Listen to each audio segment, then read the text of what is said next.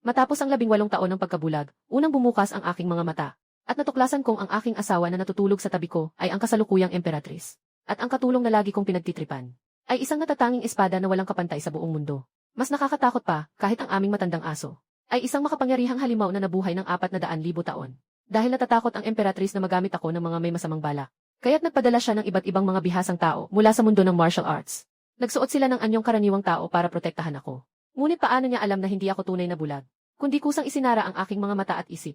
Dahil sa pagdating ko mula sa libro, nagising ang sistema ng bulag na espadang banal. Sistema ng bulag na espadang banal. Kailangan lamang isara ang aking mga mata upang patuloy na lumakas. Maging maaari pang makuha ang mga pambihirang gantimpala mula sa sistema. At ako'y nahirapan sa aking pagkabulag sa simula. Walang kahit kaunting kakayahan. Halos mamatay sa gutom sa kalye. Ngunit sa pagkakataong iyon, nakilala ko ang isang mayamang dalaga. Kung hindi mo ako tatanggihan, ayaw mo bang sumama sa akin sa bahay? Siyempre, bilang isang taong halos mamatay sa gutom, hindi ko ito tinanggihan. Kaya sa isang hindi inaasahang pangyayari, nagsimula akong mamuhay ng masayang buhay bilang alaga ng isang mayamang babae. Ito ang ika-10 taon ko na ipinagkaloob sa sarili ang pagkakabingi. Matagal nang tahimik ang aking isipan. Biglang may narinig akong tunog ng sistema. Binabati kita, nakuha mo ang pinakamagandang gantimpala. Sadyang swerte ko pala. Nakuha ko agad ang gantimpalang antas ng isang banal na espada, ang pagsira ng maling paniniwala. Bigla akong napuno ng isang nakakatakot na lakas mula sa loob ng aking katawan. Isang bakas ng kapangyarihan ang hindi sinasadyang lumabas. Naghati ng isang malaking bitak sa kalawakan ng langit. Nabigla akong tumibok ang puso. Grabe. Talagang kaya niyang hatiin ang langit. Kaya agad kong pinigil ang lahat ng aking enerhiya. At lihim na pinaalalahanan ang sarili ko. Hindi pa ako ganap na walang katulad sa mundo. Kailangang maging mapagkumbaba. Mas maging mababang profile. Ginoo. Ayos ka lang ba? Nagmadaling pumasok si katulong na Xiao Mingyu. Ang kanyang malinaw na mga mata ay puno ng pagkagulat at pagdududa. Ako pong Ginoo, sobrang astig at cool. Ano ba namang problema ang pwedeng mangyari? Habang nagsasalita ako ay sabay pa akong kinukurot ko ang kanyang makinis at malambot na pisngi. Dumadaloy sa mga daliri ang pamilyar na banayad na pakiramdam. Tinitingnan ko siya, bigla akong nagkaroon ng kakaibang ideya.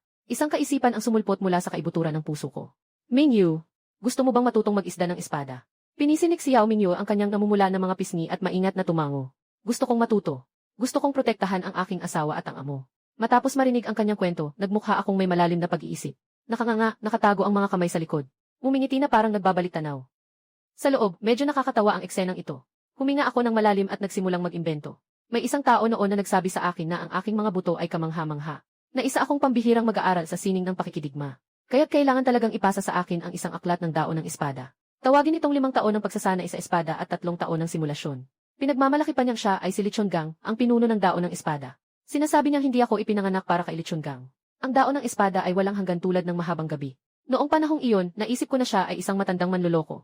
Kaya't basta-basta kong kinuha ang aklat at ginamit itong pangpahiga sa sulok ng mesa. Ngunit may ilang mga pananaw tungkol sa daan ng espada sa aklat na iyon. Kapag pinag-isipan, medyo interesante pala. Ngayon, sasabihin ko na lang sa iyo ng basta-basta. Sa simula, siguro si Xiao Mingyu ay nagpapanggap lang na interesado para lang makisama sa akin. Na para bang interesado talaga siya. Pero habang ikinukwento ko ang mga kalahating totoo at kalahating haka kong mga natutunan mula sa sistema, na may halong misteryo, hindi niya namamalayan na bumibilis ang kanyang paghinga. At sa kanyang mga mata ay lumilitaw ang tila pagkaunawa sa isang sandali. Tanging liwanag na malinaw. Kasunod nito, ang masaganang enerhiya ay nagsimulang umikot sa kanyang paligid. Kahit na nagtipon ito sa mga kumpol, na parang mga alon ng Manjusaka. Pagkalipas ng ilang sandali, siya ay biglang nayanig. At nagtagumpay na lampasan ang hadlang. Pumasok sa antas ng pagbuo ng enerhiya. Sa kanyang puso, biglang bumuhos ang malalakas na alon ng pagkabigla. Ang tingin niya sa akin ay puno ng walang katapusang paghanga at paggalang. Tunay ngang malalim ang kaisahan. Kahit isang simpleng payo, epektibo talaga. Hindi ko namamalayan na sa di sinasadyang paraan. Nakalikha ako ng isang pinakamahusay na eksperto. Habang nagpapahinga lang ako ng konti, at iniisip ang iba pang bagay sa loob ng isipan. Kaya nagmumutya na pupunta sa palengke. Pagkatapos ay tahimik na lumabas ng bahay.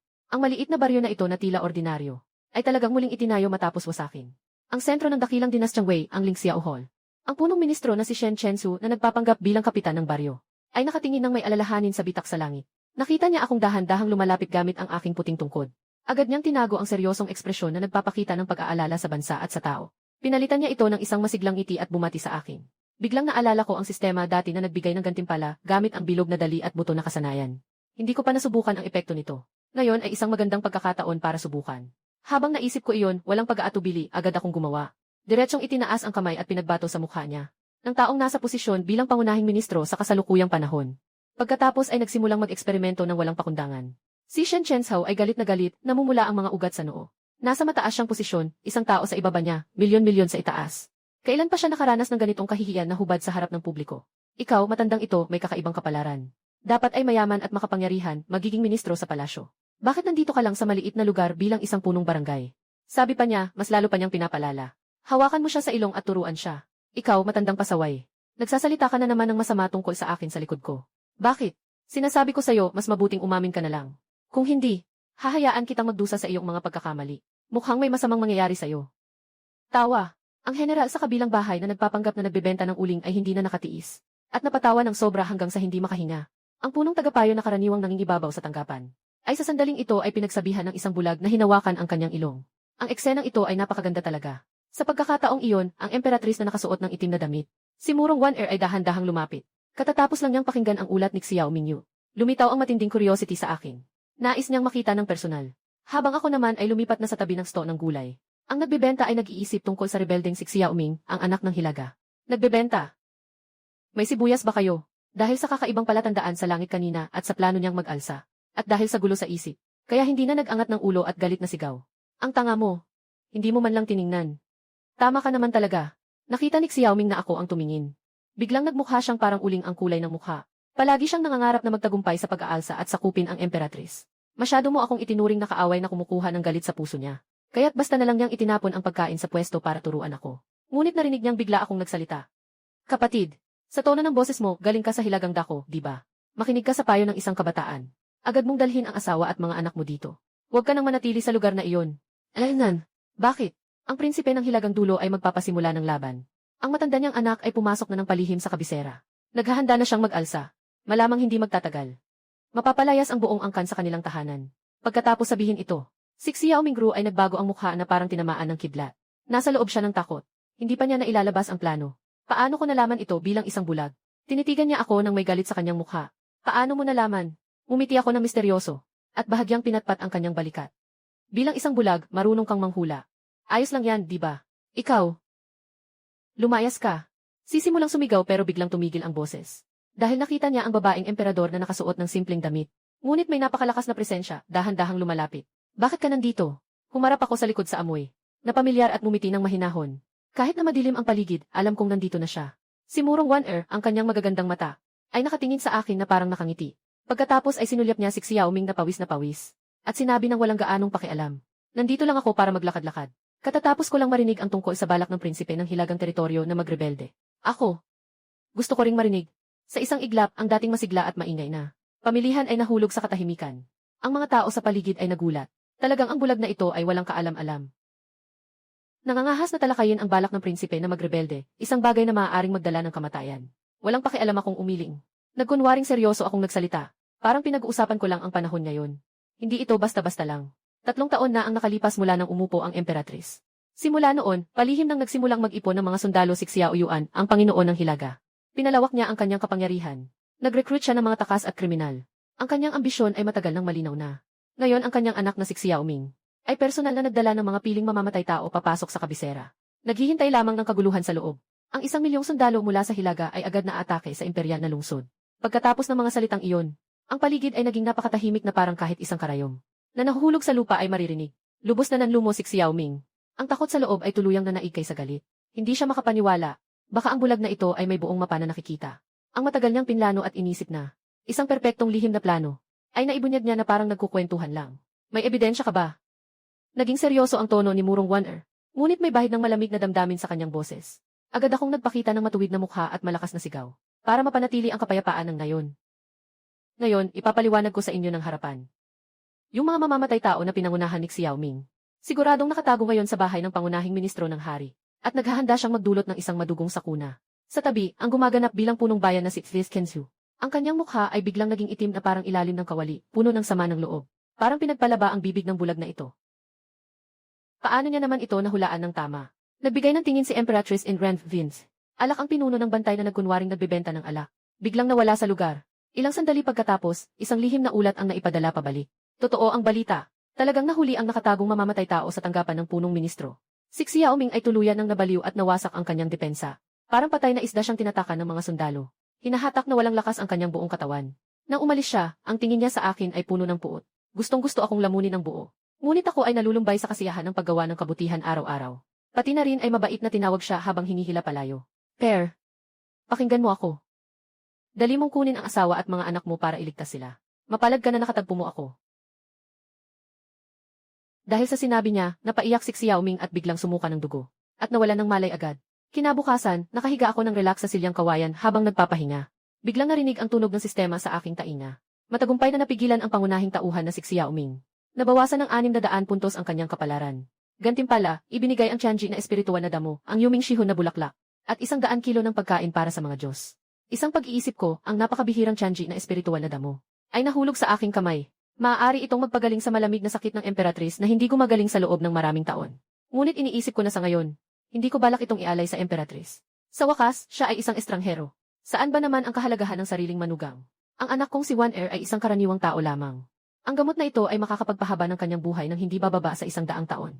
Kinuha ko ang bulaklak ng kaluluwa, dinurog ito at inilagay sa palanggana ng paglikha ng kaluluwa. Nagawa kong lumikha ng isang mangkok ng tila karaniwang ngunit may nakatagong espiritu na porridge. Asawa. Kahit sandali lang tayong hindi nagkita, namimiss mo na ako. Dahan-dahang binuksan ang pinto ng bakuran. Pumasok si Murong Wan Er na may bahagyang ngiti sa mukha. Ngayon ay nakasuot siya ng simpleng pang-araw-araw na damit. Ngunit hindi pa rin natatabunan ang kanyang maringal na aura. Dumaan na sa aking isipan ang kanyang pagdating. Agad na sumilay ang ngiti sa aking mukha. Hawak ang isang mangkok ng mainit-init na lugaw, nilapitan niya ako. Masiglang sinabi, uminom ka ng lugaw para maibsan ang pagod. Ang banayad na sikat ng umaga ay sumisilay sa aming maliit na bakuran. Ang eksenang ito ay payak na parang karaniwang mag-asawa. Ngunit may dalang nakakaantig na init ng puso. Si Murong Wan Er ay halatang nagulat sandali. Bilang isang emperatrice na may kapangyarihang magpasya ng buhay at kamatayan, siya ay matatag sa kanyang mga kilos. Matagal na siyang sanay sa mga plano at pakana, at sa malamig na palasyo. Ngayon, nakatingin sa kanyang bulag na asawa. Nakangiti na walang itinatago sa mukha, para bang may isang bagay na dumikit sa kanyang puso. Nagkaroon ng alon sa kanyang damdamin. Hindi siya nagsalita, tahimik lang. Kinuha ang lugaw at niyayang uminom. Kasunod nyon, biglang nagbukas ang malamig na mga mata niya ng matinding. Nagpakita ng hindi kapani-paniwalang pagkabigla. Ang lasa ay bulaklak ng kaluluwa. Ang gamot na matagal na niyang hinahanap. Sa pagkakataong ito ay napasama sa isang simpleng lugaw na tahimik na inabot sa kanyang kamay. Isang banayad na daloy ng init, habang ang sabaw ay umaagos sa kanyang mga kamay at paa. Ang sakit na matagal nang sumasakal sa kanya na walang makagagamot, ay biglang natunaw. Natural kong inilabas ang isang panyo, at dahan-dahang pinunasan ang kaunting sabaw sa kanyang labi. Sa sandaling ito, naramdaman niyang ang kanyang isipan ay tila walang laman. Anumang kasanayan sa pamamahala ng mga tagapaglingkod, anumang mataas na otoridad ng isang emperador. Parang lahat ay naglalaho sa harap ng sobrang simple at banayad na pag-ibig na ito. Nabubuwag, tumingin siya sa akin. Parang pinipilit siyang buksan ng isang di nakikitang puwersa. Ang pamilya Shangguan ay naglingkod bilang mga ministro sa loob ng maraming henerasyon. Kung gusto kong maglingkod ka sa hari, handa ka bang gawin iyon? Ayaw. Mulong Wan Er, napatingin ng may galit, nakaramdam ng hindi maipaliwanag na inis, iniisip. Ako ba ay isang mabangis na lobo o tigre? Sobrang pagtanggi mo naman. Pagkatapos, inihagis niya ang mangkok sa tabi ng bato sa mesa. Mukha na siyang aalis ng hindi magpaparamdam. Hindi ko pa rin maintindihan kung bakit nagbabago ang damdamin ng babae. Biglang umalingaw ang matalim at nakasakit na boses sa buong baryo.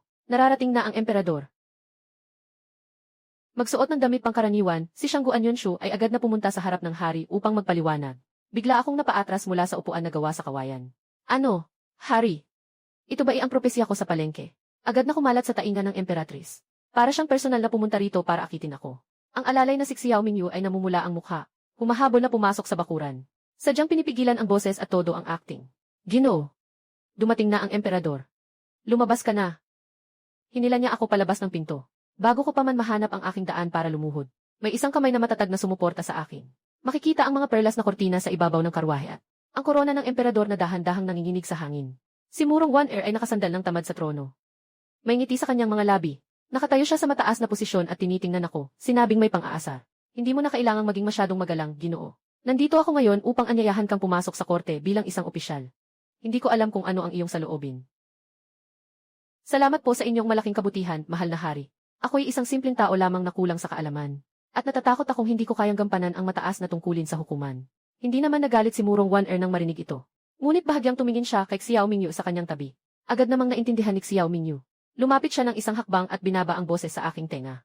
Ginoo, huwag ka nang magmatigas. Dahil personal na pumunta si Haring-Hari. Ngayon ay tiyak na dadalhin ka niya. At saka, ang asawa ay nagsimula ng umalis papuntang kabisera. Hindi siya babalik sa loob ng maikling panahon. Ayaw mong makitang maaga siya.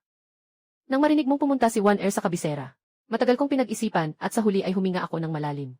Kung ganoon nga, handa akong maglingkod sa iyo, mahal na hari, kahit pa parang alipin. Hindi kita matutulungan hanggat hindi ko natatanggal ang iyong pagkukunwari. Pipilitin kong gawin ito kahit paparang sa pilitan. Kapag mas tumanggi ka, mas nagiging kawili-wili para sa akin. Sa ikatlong araw, sa gintong trono, ang Emperatrice ay nakaupo ng mataas sa trono ng dragon. Malinaw at matatag niyang ipinahayag. Si Shangguan Night King ay may pambihirang talino. Aking pinasya na itaguyod siya bilang Deputy Minister ng seremonya. Mayroon bang sinuman sa inyo na may pagtutol? Ang lahat ng mga opisyal ay nagtinginan, walang sumagot sa sandaling iyon. Si Haring Siliang, si Xiahou Yuan, ay umuungol ng malamig at mayabang na nagtanong. Mahal na hari. Isang tao mula sa mga disyerto, isang karaniwang mamamayan. At isa pang bulag na hindi makakita. Bakit kakarapat dapat na maupo sa mataas na posisyon? Kahit na hindi ko nakikita ang mapanuyang mukha niya, malinaw kong nararamdaman ang masamang intensyon na sumasalubong sa akin. Tinutukso ako. Talagang nadapa ka sa sariling trap. Habang tahimik akong tumatawa sa loob, at mabilis na nag-iisip sa isipan, ng listahan ng mga magiging kontrabida ng Wei sa hinaharap. Kung gusto mong magpakitang gilas, sisimulan kita. Kaya pinutol ko siya at nagsalita ng mahinahon. Ang hari ng Siliang ay nagpunyagi upang mapalampas ang kanyang limitasyon sa pag-akyat ng antas. Kaya't hindi nag-atubiling mag-aral ng isang labag sa batas at nakasasakit na mahikal na sining. Sa pamamagitan ng pagpatay sa 10,000 inosenteng tao upang magdaos ng isang masamang ritual. Ang ganitong gawain ay sadyang walang puso at nakakawala sa pagkatao. Mayroon akong isang mahika na maaaring maglabas ng tunay na anyo ng masasamang tao. Sabi ko nito, hindi na ako maghihintay sa kanilang reaksyon. Agad na binigkas ang isang mahiwagang panalangin. Sino ang mag-aakala na si Xiahou Yuan na dati ay maginoo at may dangal? Biglang nagbago ang mukha, naging mabagsik at baluktot. Sa ilalim ng balat ay maririnig ang daan-daan ng mga iyak ng mga kaluluwang inaapi. Parang gustong sumabog mula sa katawan. Parusang pagkapunit-punit. Hindi ba't ang bulag na ito ay isang banal na taong nakakaalam ng lahat? Sa oras na ito, may isang batang opisyal na lalaki na hindi kumbinsido at nagmumura. Akala niya na ang sinasabi ko ay tiyak na naimbestigahan na ng maaga. Walang ganitong usapan tungkol sa pag-usisa ng mga lihim ng langit. Oh, sige, bilangin ko rin ang sa iyo. Kung hindi ako nagkakamali, yung nagwagi sa eksaminasyon 3 taon na ang nakalipas, ay umangat dahil sa pandaraya, di ba? Ang tatay mo noon ay nagbigay ng suhol sa punong tagasuri. Natakot na baka makalimutan ng iba ang kabutihang loob. Kahit pa bilang panregalo, ang langit na espiritu na kutsilyo ay espesyal na inukita ng iyong palayaw na gaudan. Hindi ba? Biglang namatay ang kulay ng mukha ng opisyal nang hina ang mga binti niya at bumagsak ng malakas sa lupa. Pagkatapos ay parang patay na aso. Dinala siya palabas ng mga sundalong walang ekspresyon sa mukha. Habang tahimik ang malaking bulwagan, umubo ako ng bahagya. Malakas akong naglakad papunta sa harap ng punong ministro na si Shen Chenzhao. Inilabas ko ang kamay ko at sinimulang haplusin ang kanyang matandang mukha. Nararamdaman ni Shen Chenzhao ang pamilyar at nakakapagod na pakiramdam. Nahihiya at galit, halos gusto na niyang mamatay sa oras na iyon. Pagkatapos, nagsalita ako ng may seryosong mukha. Ginoo punong ministro. May isang punong bayan sa aming bayan na ang pangalan ay Shen Fan. Ang kanyang kapanganakan at kapalaran ay talagang kapareho ng sa iyo. Seryoso akong nagdududa na siya ay iyong nawalang kapatid na lalaki. Si Shen Chenzhou ay nag-aatubiling naaalala ang kanyang sarili na si Shen Fan. Sa sandaling ito, kailangan niyang tiisin ang mga kakaibang tingin ng kanyang mga kasamahan. Sa kalooban, kinikilala niyang may ganitong kapatid na lalaki. Nagkaroon ng kaguluhan sa mga ministro. Ang mga chismis tungkol sa mga illegitimate na anak ay mabilis na kumalat. Si Shen Chenzhou ay gustong umiyak ngunit walang luha, labis na naguguluhan. Ang buong dangal ko ay nawasak sa isang iglap. Kaya't may hinanakit akong tumingin sa Emperatrice sa trono. Medyo nag-aalangan ang Emperatrice at kumaway. Walang anuman, tapusin na ang sesyon. Ako'y naghahanda ng umalis para magpahinga sa bahay. Ngunit bigla akong tinawag ng Emperatrice. Walang permanenteng tirahan ang iyong lingkod dito sa kabisera. Bakit hindi ka sumama sa akin sa palasyo, pansamantalang manirahan, para mas madali ang iyong mga gawain? Mayroon akong kaunting pagkamangha. Ayon sa nakasulat sa aklat, ang Emperatrice na ito ay kilala sa kanyang malamig at mapagmataas na ugali, hindi ba? Bakit siya ganito kainit sa akin? Ngunit magalang kong tinanggihan. Salamat sa magandang intensyon, mahal na emperador. Ngunit may asawa akong naghihintay sa bahay. Natatakot akong mag-alala siya kung ako'y mahuhuli sa pag-uwi. Pinag-isipan ng Emperatrice ang salitang asawa. Bigla siyang nakaramdam ng kakaibang alon sa puso. Mahal mo talaga ang iyong asawa. Huminga ako ng malalim at ginamit ang mga lumakong pakorni na linya. Sa mundong ito na napakarami, may 3 bagay akong minamahal. May 3 bagay akong minamahal. Ang araw, buwan, at ikaw. Araw ang umaga. Buwan ang gabi. Ikaw ang aking umaga at gabi. Biglang namula ang mukha ni Murong Waner. Hindi pa niya narinig ang ganitong diretsyo at masidling pag-amin.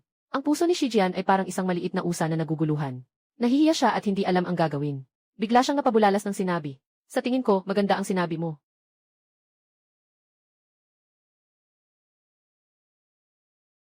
Medyo hindi ko maintindihan. Bigla akong bumalik sa bagong bahay sa kabisera. Pagpasok ko, sinalubong ako ng pamilyar na amoy. Asawa. Bakit ka nandito? Si Murong Waner ay bahagyang namula. Sumagot siya na parang lamok. Maganda ang aking pakiramdam. Nakakapit ang mga kamay sa likod sa bagong maluwag na bakuran. Naglalakad ng kalmado, puno ng damdamin sa puso. Hindi masama, hindi masama.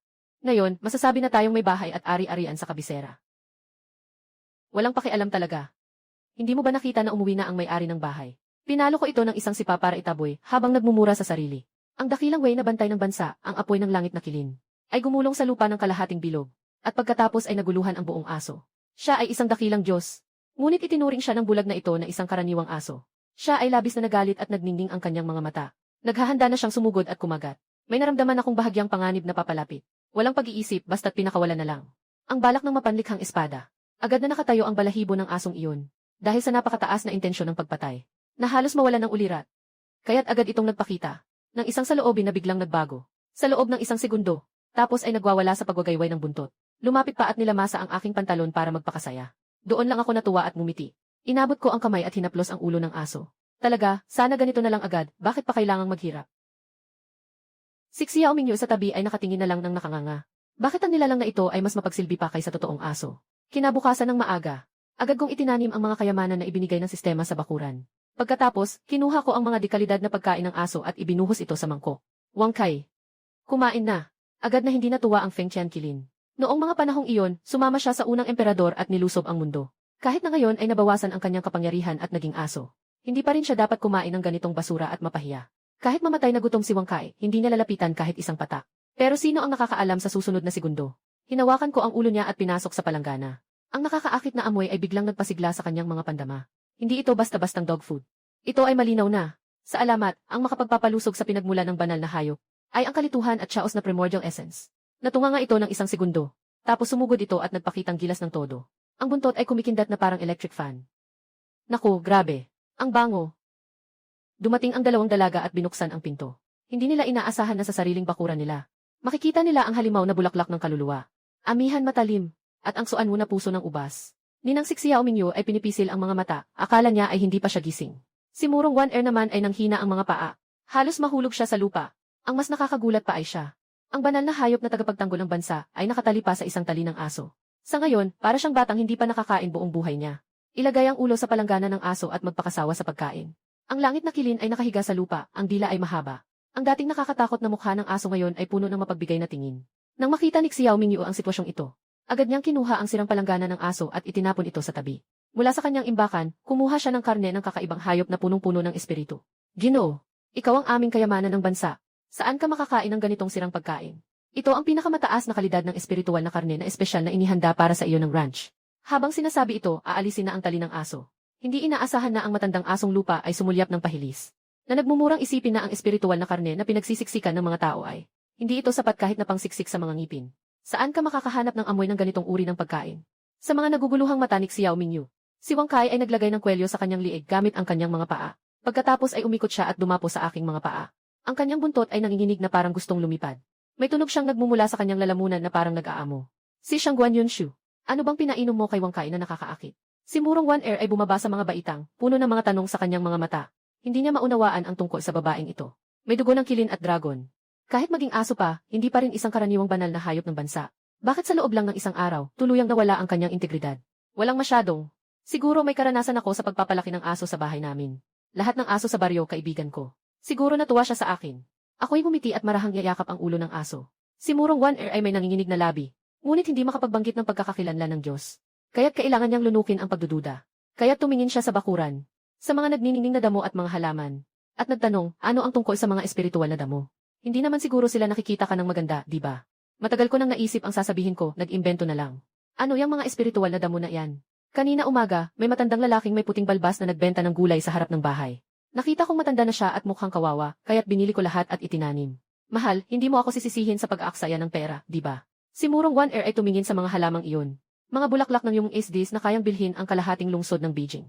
At ang Tianyin Miaotang ay parang sumasakit ang ulo. Ano to, hindi ito basta gulay, parang si Lord of Wealth na bumaba sa lupa. Ngunit nang isipin na mayroon din siyang mga lihim, hindi na siya nagtanong pa. Matapos kumain ng almusal, si Murong Wan Er ay nagsabing kailangan niyang asikasuhin ang mga opisyal na gawain at nagmadaling umalis. Si Xiao Mingyu naman ay nanatili at nagsabing sasamahan ako sa Ministry of Rights. Ginoo, ang handbook na ipinadala mula sa palasyo kahapon.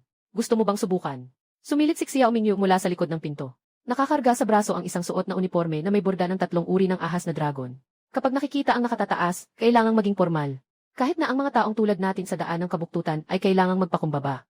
Pero kailangan pa rin ng respeto. Tumango ako at nagsabi na okay na. Parang ganap ng nasanay si Xiao Mingyu sa pagiging katulong. Mag-ingat ka, alisin mo ang aking damit. Yung kamay niya na karaniwang hawak ang panali ay ngayon ay malambing. Ang mga daliri lang ang aksidenteng dumampi sa aking dibdib. Na nagpalula agad sa mukha ni Zhaoxian na karaniwang malamig na parang nyebe. At parang na-shock, agad niyang inalis ang kamay. Ako na lang ang gagawa. Hindi ako sanay na pinaglilingkuran. Matigas na tinanggihan ni Xiao Mingyu. Matigas na tinanggihan ni Xiao Mingyu. Hindi ko alam bakit ngayon ay sobrang pagtitiyaga niya. Kahit na ang mukha ay mainit na parang bagong pakulong tubig. Ngunit naguguluhan pa rin sa pag-aayos ng kwelyo. Matapos ang isang oras, nakahinga siya ng maluwag. Puno ng pawis ang kanyang noo. Kinuha ko ang tungkod. Hinahaplos ang makinis na tela ng uniforme at ngumiti. Tara na. Punta na tayo sa tahanan ng punong ministro. Habang naglalakad sa kalye, puno ng iba't ibang chismis sa paligid. Habang naglalakad sa kalye, puno ng iba't ibang chismis sa paligid. Habang naglalakad sa kalye, puno ng iba't ibang chismis sa paligid. Narinig mo na ba? Ang bagong paboritong babae ng Emperatrice ay isang bulag. Isang opisyal na tagapamahala sa kabuuang ranggo. Tiake. Kung sakaling malaman iyon ng tunay na emperador, takot akong magalit at magpapaangat ng bubong. Si Xiao Mingyu ay nakasuot ng sombrero habang nakikinig sa mga katawa-tawang usapan. Halos mag-iba ang kanyang paningin sa galit. Aling mga karaniwang tao ang nakakaalam na ang sinasabing bagong paborito at ang emperador ay iisang tao lamang. Ngunit sino ang makakapag-isip na sa ilalim ng anino ng marangyang kabisera? Ang panganib ay tahimik na sumisikat. Sa madilim na yungib sa labas ng lungsod, biglang suminga si Xiao Ming ng dugo, ang kanyang mga mata ay puno ng galit na nakakatakot. Ipinuhunan niya ang napakaraming resources para gawin ang kanyang avatar. Ngunit nakita at winasak iyon ng bulag na iyon sa isang tingin lang. Dahil dito, nakaramdam siya ng banta na hindi pa niya naranasan noon. Shangguan Yunshu, hinahanap mo ang kamatayan mo. Nanginginig sa ngipin, binuksan niya ang komunikasyon at kumislap ang ilaw. Isang babae na nakasuot ng lila na damit. Isang kaakit-akit na babae ang unti-unting lumilitaw. Ang katawan ng babae na parang ahas at ang balat na kasing puti ng nyebe. Sa ilalim ng liwanag ng kandila ay talagang nakakabighani. Sa bawat sulyap ng kanyang mata, puno ng pang-akit. Feng Ming, pumatay ka ng tao para sa akin. Si Shangguan Yunshu, ang emperador ng The Wei. Kapag natapos na ang gawain, pangako kong magkikita kayong magkapatid. Ang babaeng si Feng Ming ay may mukha ng pagkasabik at nanginginig ang boses habang tumatanggap ng utos. Pagkatapos patayin ang komunikasyon, may mapait na ngiti ang mukha ni Xiao Ming. Sayang naman.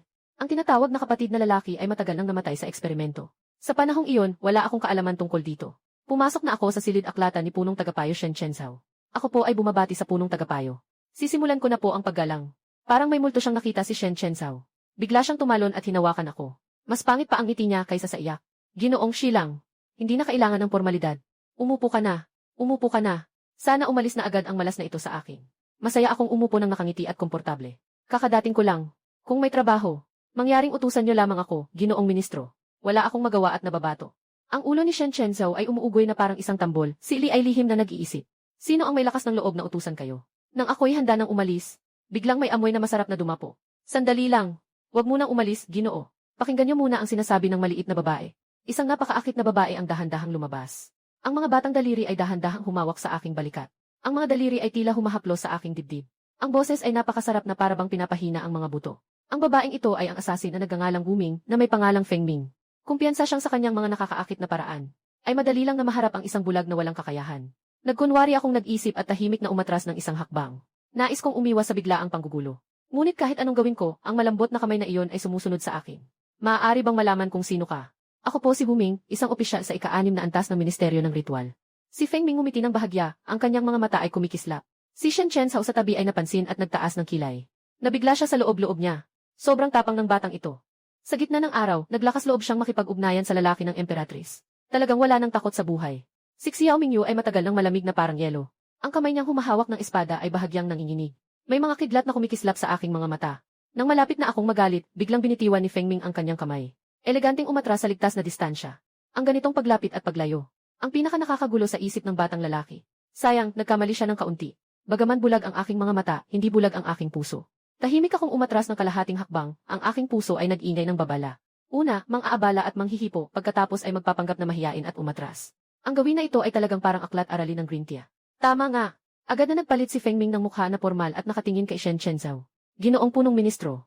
Sa unang araw ni Shilang, hindi magandang marinig na nag-aaksaya siya ng oras. Kanina, sinabi ninyo ang tungkol sa kaarawan ng emperador. Mas mabuti pang hayaan ninyong tulungan ang inyong nasasakupan ang Shilang. Walang mali sa sinabi niyan. Sa ibabaw, para daw sa kinabukasan ko. Pero sa totoo, unti-unting pinipilit. Napapailing ako sa loob ng puso ko. Ang pinakamatalinong plano ay laging may bahid ng para sa'yo ito. Paano nga ba ako si Shen Chenzhou bilang tunay na Panginoon? Ngunit sa harap ng aking kalmadong mukha, napilitang humiti siya ng walang magawa. Sige na nga.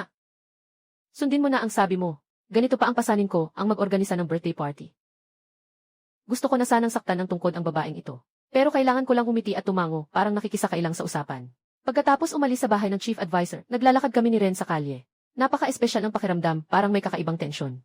Ang malambing na tawa ni Feng Ming ay malinaw na parang kampanilya. Ginoo Talyer.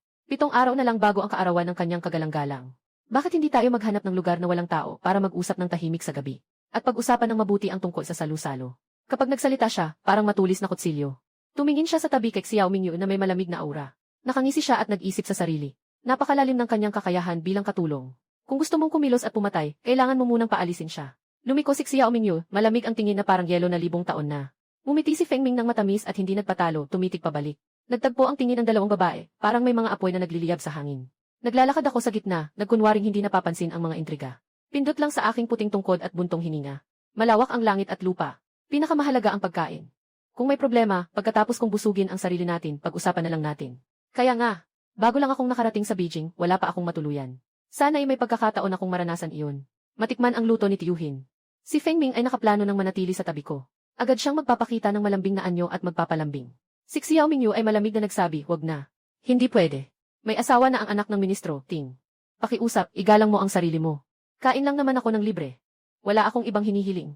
Si Binibining Mingyu ay isang alipin lang, pero ang dami niyang iniintindi. Akala mo siya ang misis ng ministro kung hindi mo alam. Si Feng Ming ay kumikindat gamit ang kanyang malalaking mata na puno ng inosente. Nakikinig sa usapan na lalong lumalabis. Agad akong inabot para paghiwalayin sila. Natakot akong mag-away ang dalawang magagandang babae sa gitna ng kalsada. Ako ay isang manugang na nakatira sa bahay ng asawa. Lahat ng desisyon sa bahay ay nasa asawa ko. Kung gusto mong sumama, sige lang. Tingnan natin kung papayagan ka ng asawa ko na manatili. Napaisip si Feng Ming ng bigla. Hindi niya inaasahan. Ang bagong paborito na may kapangyarihan sa buong bansa, isang mataas na opisyal na may ranggong 3 antas. Ang tunay na pagkatao ay isang sugarol. Si Xiao Mingyu ay may mukha ng hindi pagkakasundo, gustong magsalita pero hindi nakapagsalita. Walang anuman. Mingyu, tayo na. Bumaba ako ng walang pakialam at kumaway. Ngunit sa loob ko, nag-iisip ako tungkol kay Feng Ming. Nang marinig ang mga salitang Mingyu, bigla siyang kumunot ang mga mata. Mahigpit niyang hinawakan ang bulag na katulong na medyo mahinhin. Siya ang kilalang malamig at magandang saoksyan sa buong mundo. Na naging katulong ng isang bulag, mabilis kaming bumalik sa bahay. Sa loob ng bakuran, isang babae na nakasuot ng damit pang asawa at may apron, ay nagdadala ng mainit na pagkain mula sa kusina. Dumating siya sa tamang oras. Maghugas ng kamay bago kumain.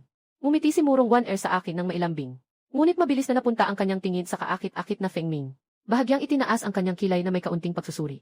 Sino ito? Ang aking katrabaho. Dumayo lang para kumain. Sagot ko ng walang pag-iisip. May isang bahid ng hindi kasiyahan sa mata ni Murong Wan na hindi mapapansin ng iba. Pero bilang isang miyembro ng pamilya, umiti pa rin siya ng maluwag. CJ. Pero sa panahong iyon, si Feng Ming ay parabang tinamaan ng kidlat. Nababalutan siya ng gulo sa isipan. Yung pakiramdam ng pagiging isang emperador na nakatanim sa kanyang mga buto. Yung aura niya ay nagpahina sa kanyang mga tuhod. Emperatrice.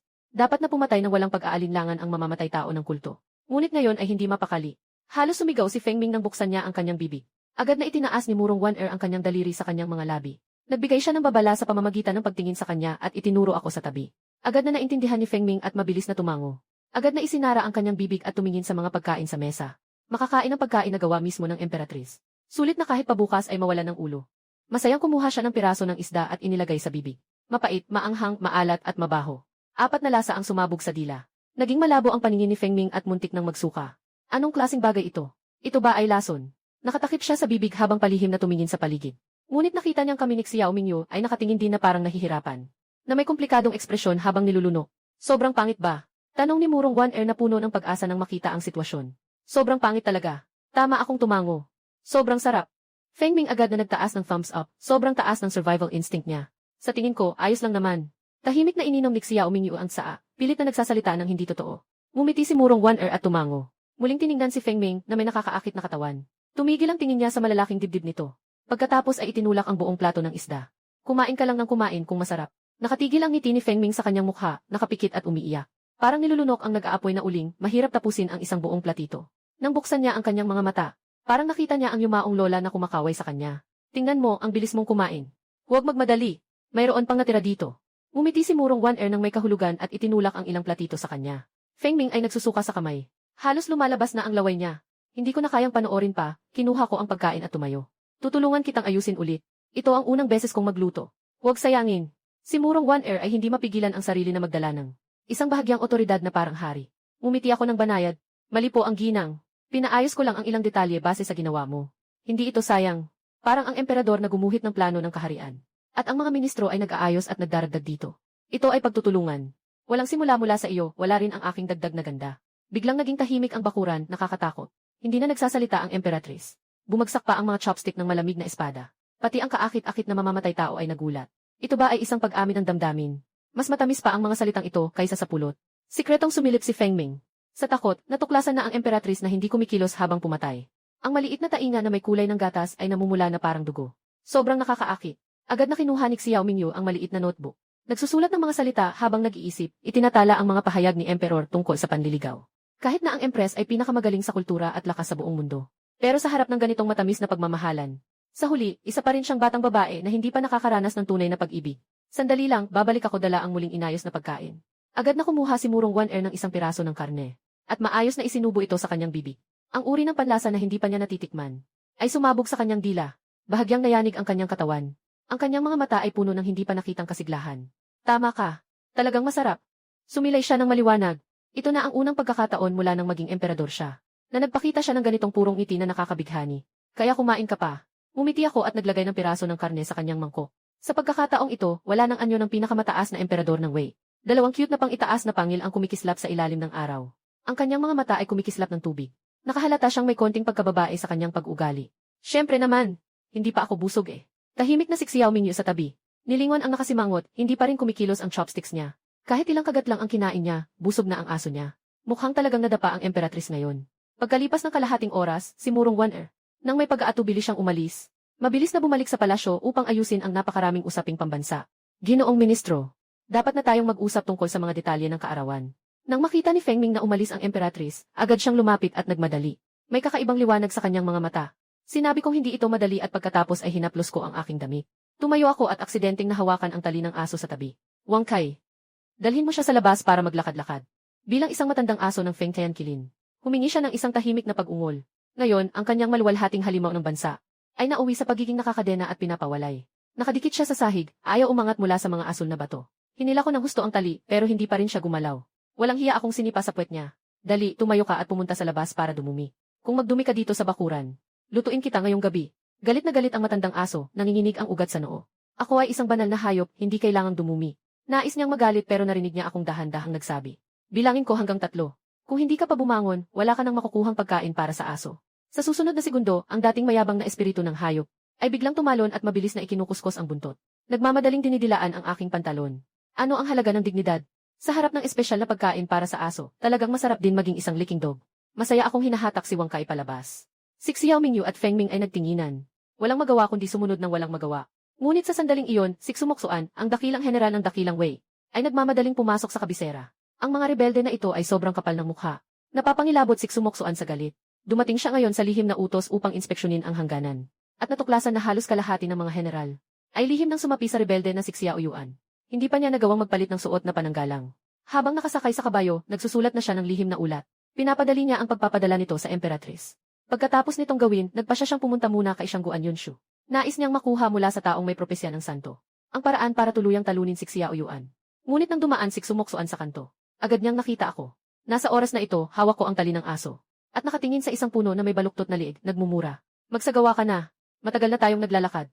Ano pang hinihintay mo? Tumingin si Wen Qianqilin sa paligid. At naisip wala namang kakilala dito. Hindi naman sisiraan ni Xiao Mingyu ang kanyang pangalan. Nagpa siyang tumango, nagsara ang mata. Kadalubhasaan niyang itinaas ang likod na paa. Nang nakatakdang tamasahin ang bihirang pakawalan na ito. Si Shangguan Yunshu, yung pamilyar na boses. Para bang kidlat na tumama, buong katawan ng luma at pangit na aso ay nanlaki. Napatitig ito ng malaki. Pero dahil sa sobrang lakas ng puwersa, hindi ito makapagpigil. Habang umihi, mag-isa lang. Gamit ang mekanikal na galaw, inikot ang ulo ng aso na wala ng buhay. Napatitig si Sumoksoan ng biglang natigilan. Muling hinimas ang mata, nagdududa sa sarili. Baka dahil sa malakas na hangin at buhawi sa border, hindi pa rin makapag-isip ng maayos. Yun ang nagbabantay sa dakway sa loob ng isang siglo ang sunog na kilin. Ngayon, parang isang ligaw na aso na nakaupo sa gilid ng daan, umihi. Yung matandang aso, agad na tinakpan ang paa, ang mata ay walang emosyon. Parang isang budha na nakakita na sa kahibangan ng mundo. Matagal na tayong magkakaibigan. Ngunit isang ihi lang, tuluyan nang nawala ang lahat. Naramdaman kong may lumapit ng umiti at tapik sa balikat ng kausap. Panday, bakit nandito ka rin sa Maynila? Tara, tayo na, ako ang bahala sa inumin mo. Nakangiti si Sumoksoan ng medyo nakahiya at sabi. Pumunta ako sa Beijing para makipagkita sa mga kamag-anak. Yung katabi niya si Feng Ming, kitang-kita ang pagkabigla, nanlaki ang mata at nanlumo ang buong katawan. Siya ang General Xu na isang beses nang nagwagi laban sa 6 na bansa. Pinakamagaling naman dirigma sa dinastyang Wei. Bakit parang napakauyam niya kay Shangguan Yunshu sa harap niya? Hindi kaya si Shangguan Yunshu ay isang lihim na sagradong mandirigma? Agad na hinila ni Xiao Mingyu ang aking manggas at mahinang pinaalalahanan. Ginoo, huwag kalimutang ang mga bagay sa kaarawan. Tama, tama, tama. Nang bigla akong napahampas sa aking ulo, medyo nahihiya akong sinabi kay Sumuksuan. Sa kasamaang palad, may trabaho pa ako ngayon. Kapatid na Xu, sa susunod na araw, tiyak na makikipag-inuman ako sa iyo. Pagkatapos sabihin iyon, hinila ko ang tali ng aso at naglakad pabalik. Ngunit sa mga sandaling iyon, bigla akong nakarinig ng isang pagsabog sa aking tainga. Malinaw na tunog ng sistema. Matagumpay na napigilan ang pangunahing tauhan na si Xiao Ming. Nabawasan ang kanyang halaga ng kapalaran ng 800 puntos. Gantimpala, immortal na antas ng kasanayan, isang enerhiya na nagpapasigla ng 3 kalinisan. Gantimpala, 20 taon ng purong karanasan sa pagsasanay. Sa isang iglap, ang aking espiritual na enerhiya ay parang kumukulo.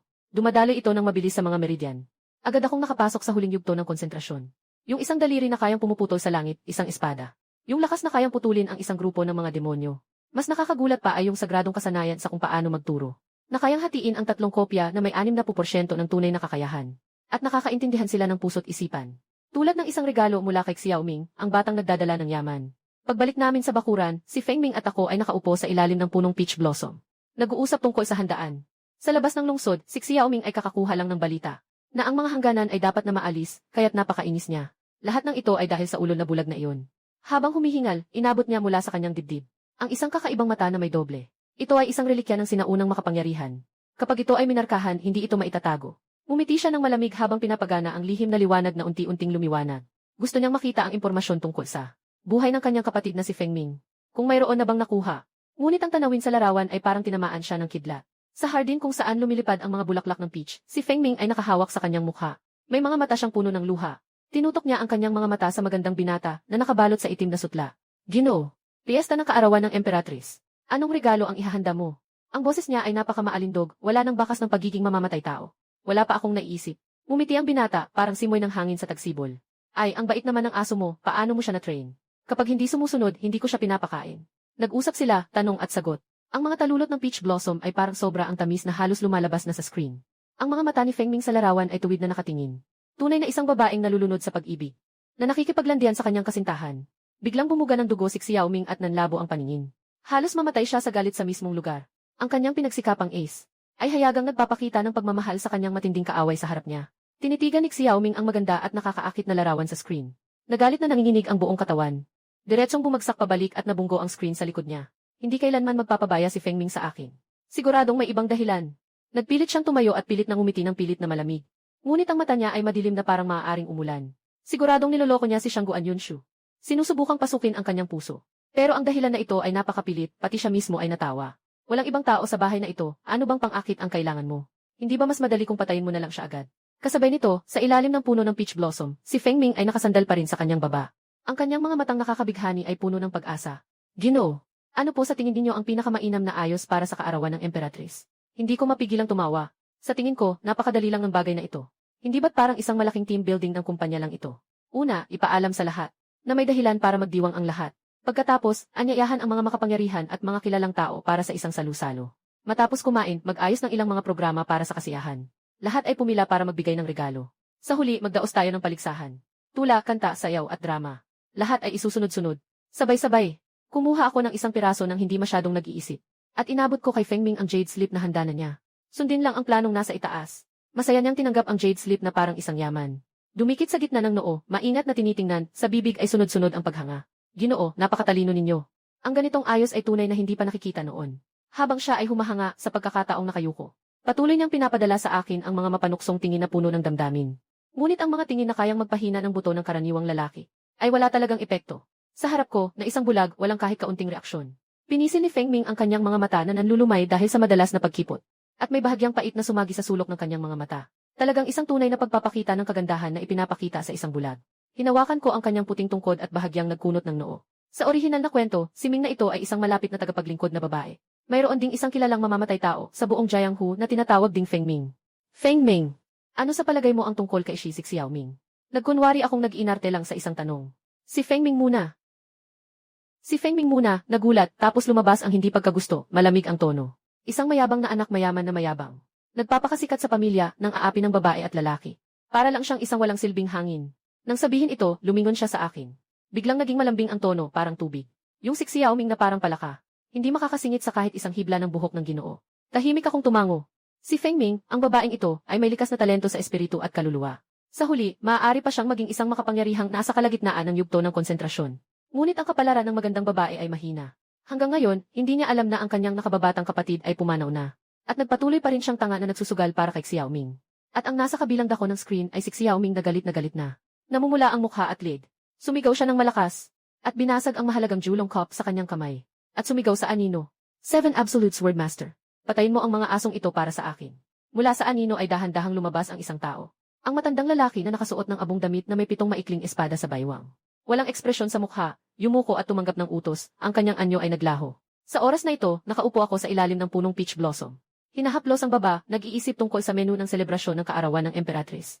Si Feng Ming ay nakalagay ang dalawang kamay sa pisngi, nakatingin sa akin nang may maliwanag na mata. Si Xiaoming naman ay nakayakap kay Ishaw, nakatayo sa malayo, mapagmatsyag ang mukha. Biglang humampas ang isang banayad na hangin, ang mga petals ng peach blossom ay nagliliparan sa hangin. Ang anyo ng 7 Absolute Sword Sovereign ay tahimik na lumitaw sa aking likuran.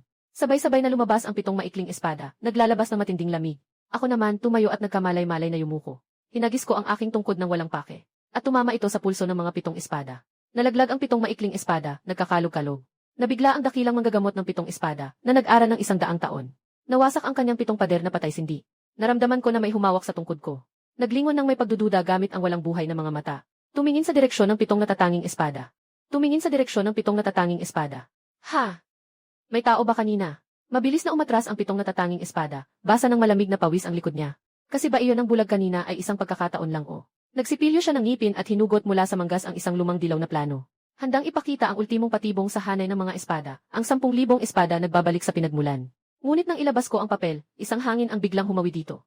Ang papel ay eksaktong lumapag sa aking mga kamay. Hinawakan ko ang materyal ng papel at inusisa itong buksan.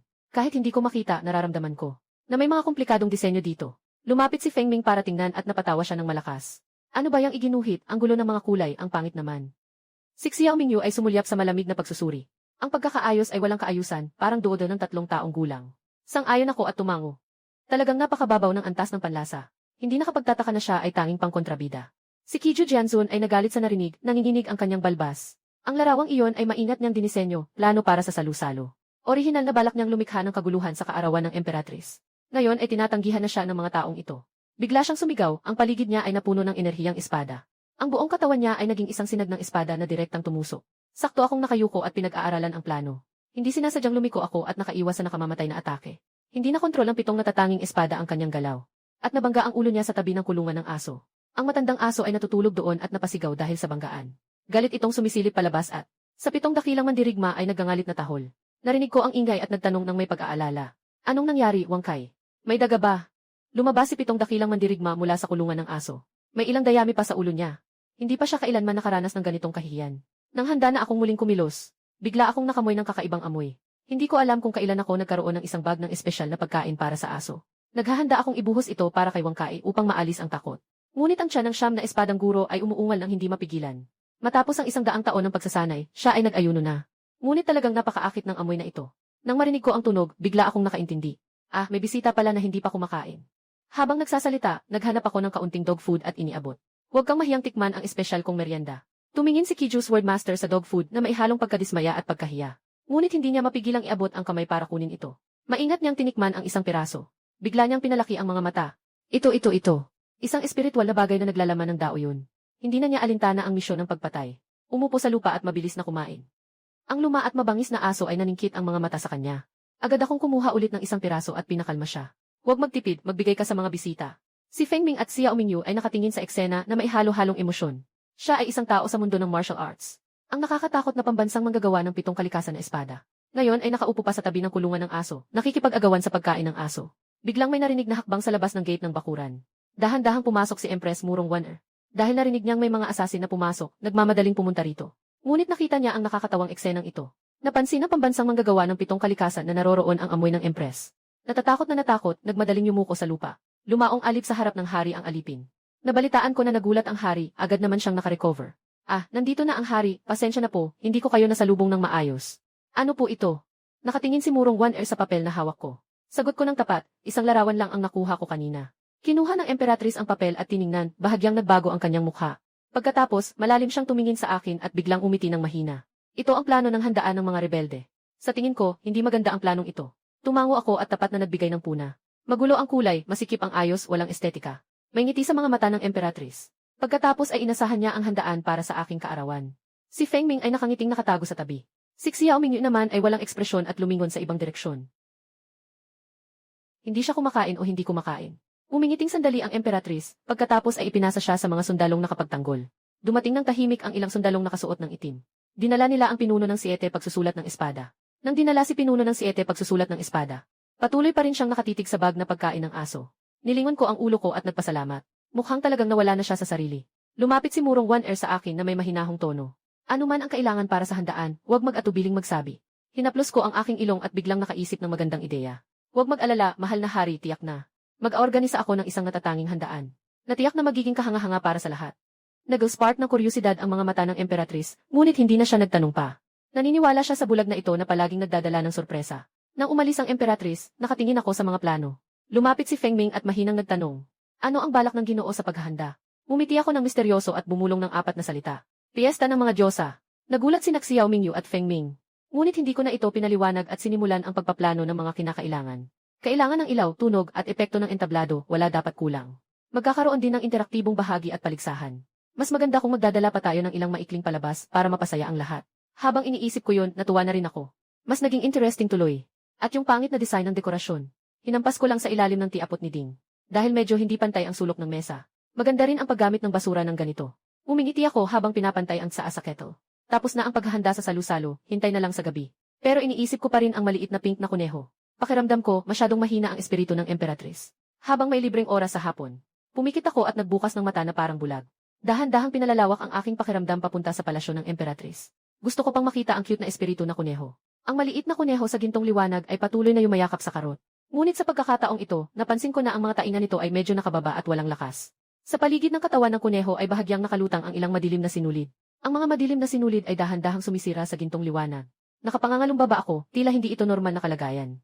Ang sistema ay nagbigay ng babala sa tamang oras. Nakatuklas ng mataas na antas ng anomalya sa espiritual na enerhiya. Ang resulta ng pagsusuri ay lumang sugat na hindi pa gumagaling at natitirang lamig na lason.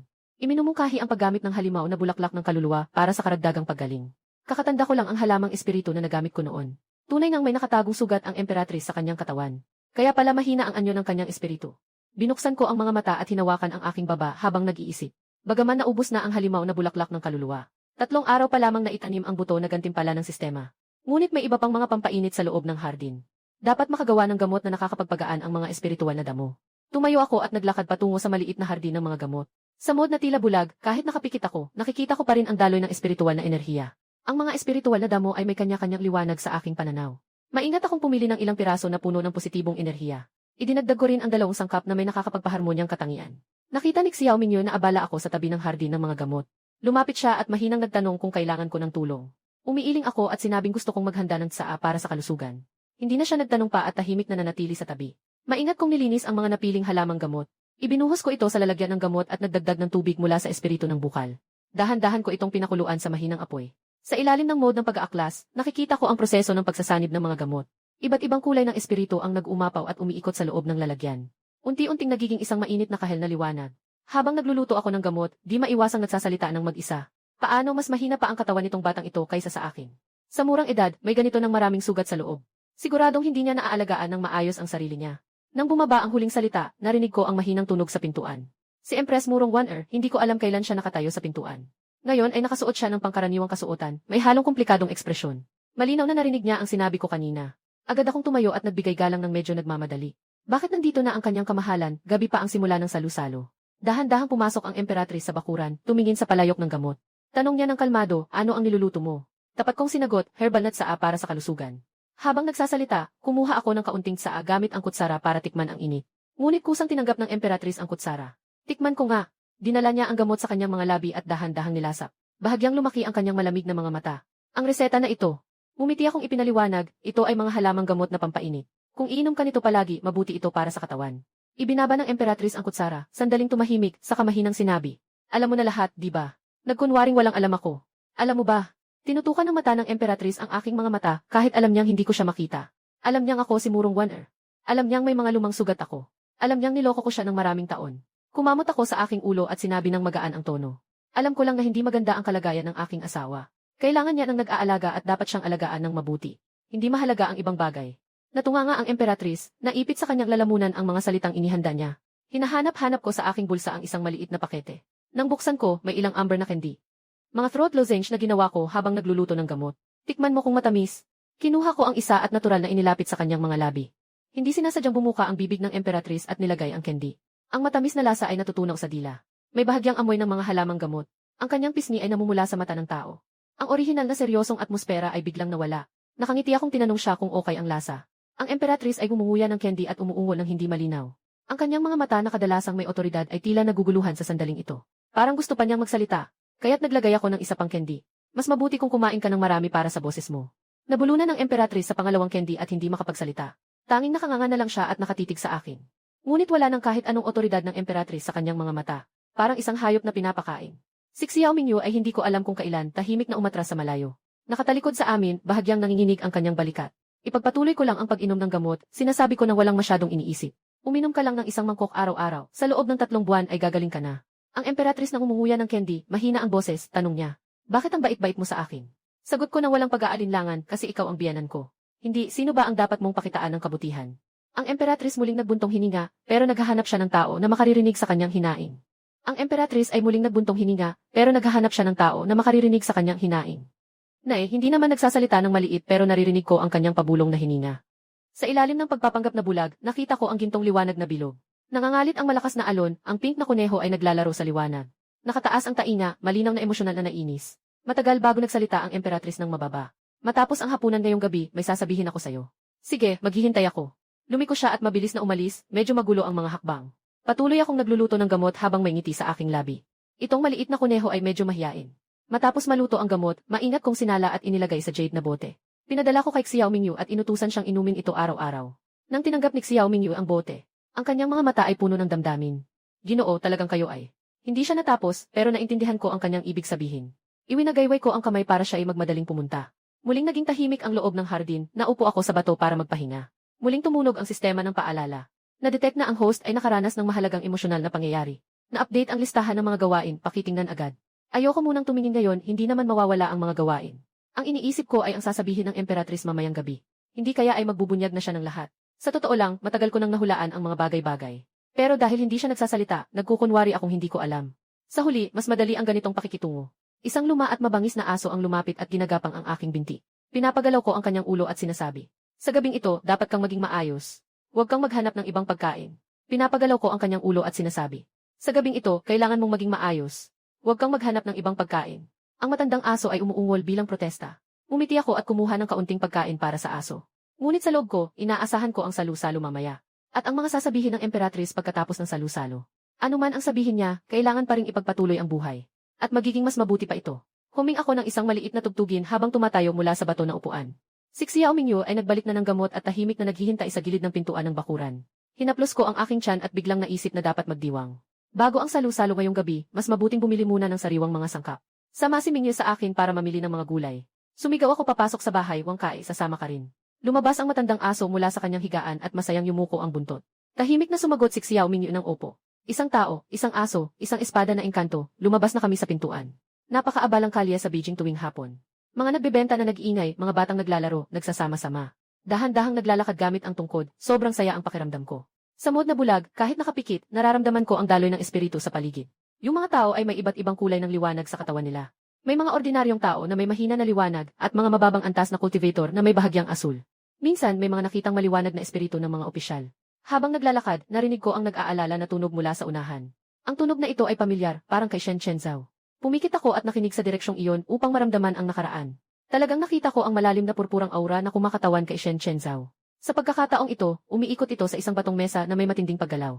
Sa kabila nito ay isang masiglang orange na espiritu na pag-aari ng isang bata. Si Xiao Mingyu ay tahimik na nag-eksplika sa aking tabi. Nakikipaglaro ang punong ministro sa mga bata sa tabi ng kalsada. Talo na tayo ng 3 beses.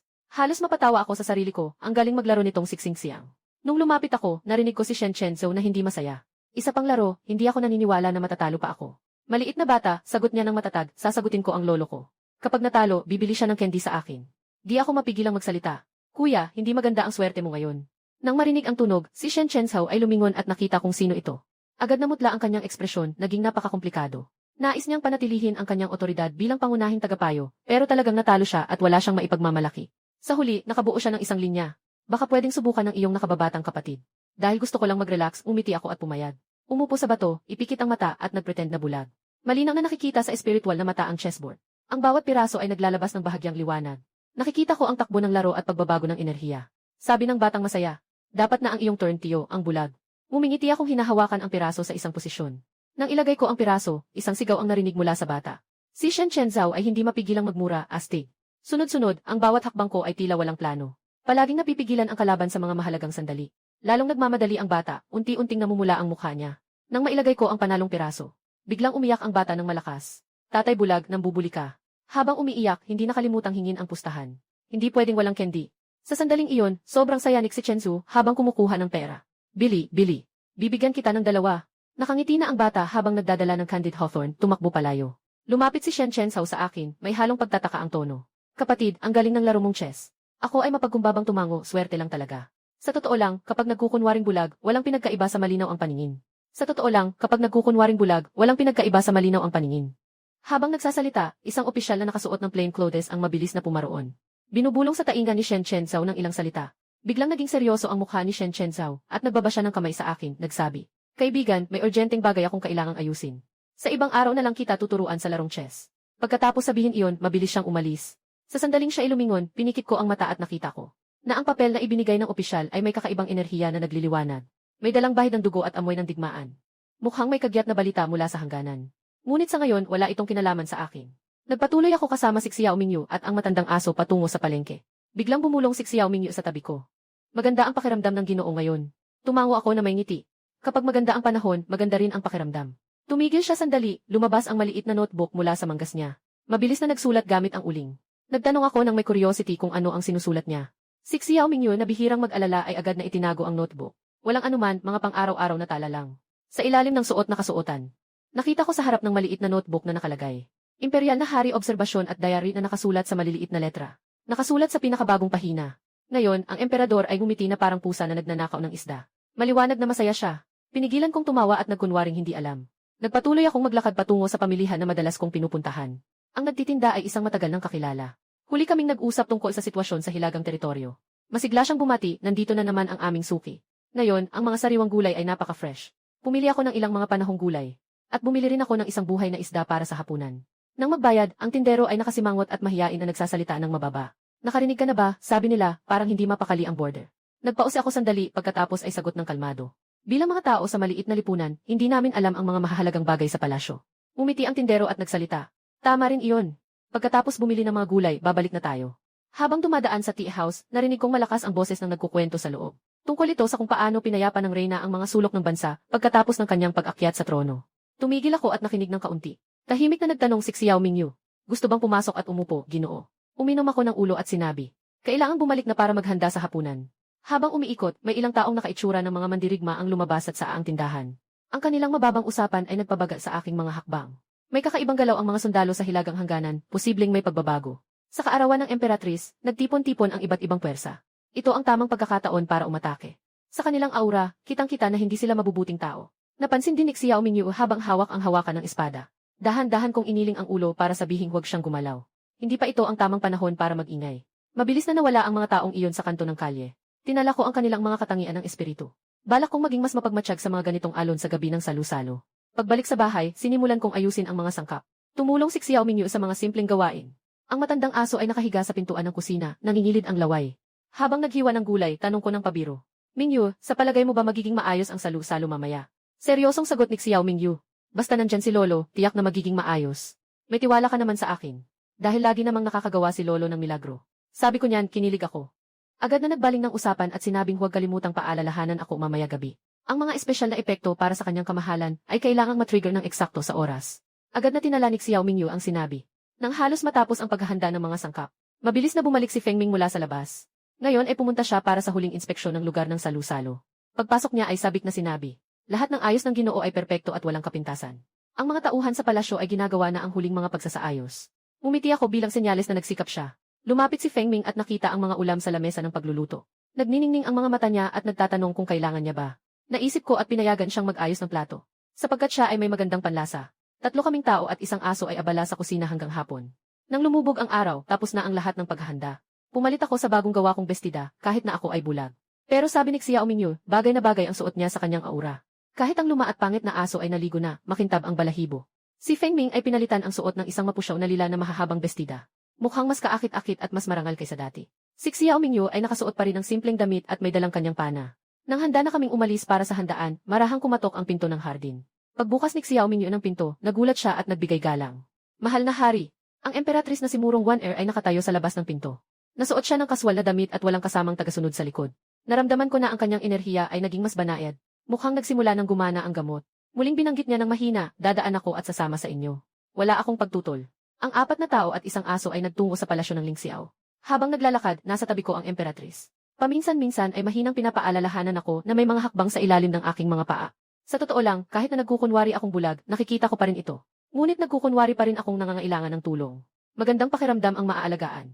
Nang malapit na kami sa Ling Xiao Hall, biglang sinabi ng emperatris. Pagkatapos ng salu-salo mamaya, naghihintay ako sa iyo sa hardin ng mga hari. Tumango ako at sumagot ng. Huminto siya ng sandali at nagdagdag pa. Matagal ko nang gustong sabihin ang ilang bagay. Umingiti akong sumagot. Sa totoo lang, may gusto rin akong sabihin. Parang nakahinga ng maluwag at naging mas magaan ang hakbang niya. Sina Xiao Mingyu at Feng Ming ay sumusunod sa likod. Nagpalitan sila ng isang tingin. Nakita nila sa mata ng isa't isa ang ngiti. Yung lola aso ang nasa unahan. Paminsan-minsan ay lumingon ka para hintayin kami. Hinahabaan ng paglubog ng araw ang aming mga anino. Parang isang mainit na araw-araw na larawan. At alam ko sa ilalim ng katahimikan na ito. May mga lihim na agos na umaalimpuyo. Ngunit kahit ano paman, ang salu-salo ngayong gabi ay dapat maging matagumpay. Dahil ito ang regalo ko para sa kanyang kaarawan. Nakatayo ako sa gilid ng palasyo ng Ling Xiao, ayos ang suot. Maingat na paalala ni Xiao Mingyu na malapit na ang oras. Ngumingiti ako at humihinga ng malalim, handa nang lumabas. Biglang narinig ko ang mabilis na paalala mula sa sistema. Inilabas ang panghuling misyon, iligtas ang emperatris at maghayag ng pahayag. Nadetect ang malaking hukbong kalaban papalapit. Pinangunahan ni Xiao Ming ang 10,000 rebeldeng hukbo na nasa labas na ng lungsod. Nangangailangan ang misyon na mapanatili ang kaligtasan ng emperatris. At pagkatapos ng tagumpay, ipakita ng publiko. Nang walang hanggang pagbubukas ng mata, nakatagong mode, malayang lumipa. Nabigla akong nakinig at napaisip. Kasama ba ito sa pagliligtas sa emperatris? Huwag kang makialam, sistema. Kaya nilang ayusin nila mismo, bakit kailangan pa akong makialam? Habang nagsasalita, mula sa labas ng palasyo, narinig ang malakas na kampana. Kasunod nito ay ang takot na sigaw ng mga gwardya. Na may kalaban na sumalakay, mga rebeldeng sumugod sa lungsod. Biglang nagkagulo sa loob ng palasyo, nagpanik ang mga bisita. Tumayo si Emperatris Murong Wan-er mula sa trono. Tahimik ang kanyang mukha, ngunit ang boses ay puno ng otoridad. Nasaan ang pinuno ng mga gwardya? Mabilis na lumabasik sumuksuan ang pinuno ng mga gwardya. Narito po, protektahan ang emperatris at harapin ang kaaway. Agad na umalisik sumuksuan na may galang at nagmadaling lumabas ng palasyo. Nakatayo ako rito at medyo walang magawa.